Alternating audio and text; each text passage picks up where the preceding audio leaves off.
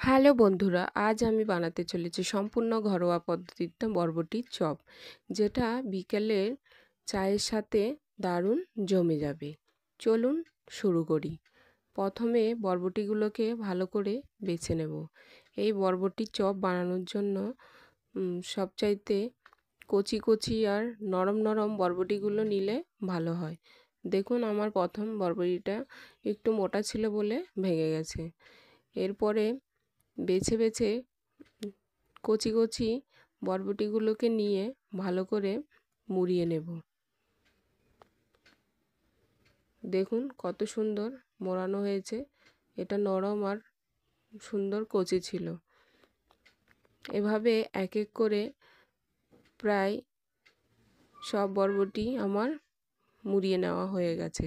এবার কড়াইতে জল দিয়ে তাতে সামান্য পরিমাণ লবণ দিয়ে ভালো করে নেড়ে মিশিয়ে এবার বরবটিগুলোকে সেই জলে সেদ্ধ করে নেব কিছুক্ষণের জন্য। বরবটি সেদ্ধ হওয়ার পাশাপাশি আমি এদিকে বেসন, পরিমাণ মতো কালো জিরে, স্বাদ মতো লবণ, হলুদ গুঁড়ো, লঙ্কা গুঁড়ো আর জিরে গুঁড়ো দিয়ে ভালো করে মিশিয়ে নেব। মিশিয়ে এবার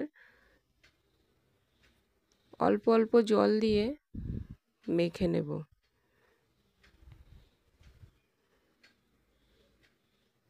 বেসনগুলোকে মেখে কিছুক্ষণের জন্য ঢাকিয়ে রেখে দিলাম।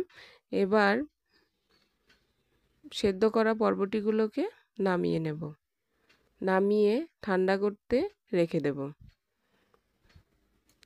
ঠান্ডা হয়ে আসলে এবার কড়াইতে তেল দিয়ে তেলটা গরম হয়ে আসলে বেসনে বরবটিটাকে ভালো করে চুবিয়ে নিয়ে এক এক করে ভেজে নেব।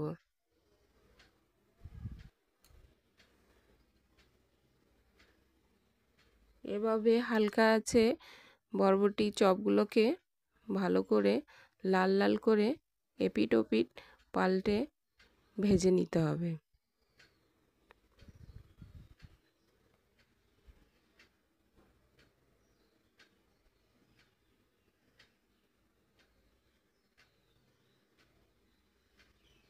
দেখুন কি সুন্দর ভাজা হয়েছে, লাল লাল।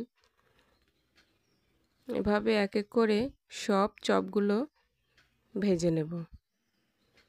ভেজে নেওয়া হয়ে গেছে, এবার খেয়ে দেখব। দেখতে তো খুব সুন্দর হয়েছে, খেতেও নিশ্চয় দারুণ হবে।